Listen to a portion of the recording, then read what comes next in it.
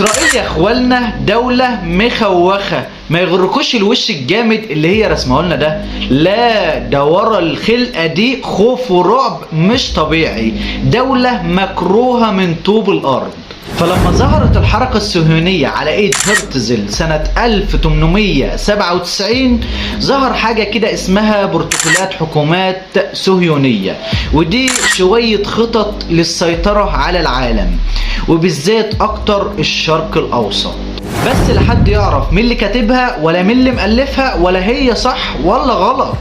لكن البروتوكول السابع في الخطط دي بيقول ان عشان يوصلوا اللي هم عايزينه لازم يكون عندهم جيش كبير، لازم يكون عندهم بوليس يخدم اغراضهم، لازم المنطقة اللي حوالين منهم تكون فيها شوية صعاليق وعرر مالهمش تلاتة لازمة. وطبعا عشان ده يحصل ما ينفعش اي صعلوق من دول يكون شايل سلاح وقوي ويهددها بيه، وطبعا مفيش اخطر من السلاح النووي. الخبير النووي بريتراند جول قال لو عايز يبقى عندك كيان في العالم ده وتبقى شخص قوي لازم يكون عندك قنبلة نووية، لان الدول النووية لا تقصف. عشان كده بن غوريون في الستينات بمساعدة فرنسا وامريكا عمل قنبلة نووية، وبقى هو الوحيد اللي معاه القوة النووية في الشرق الاوسط.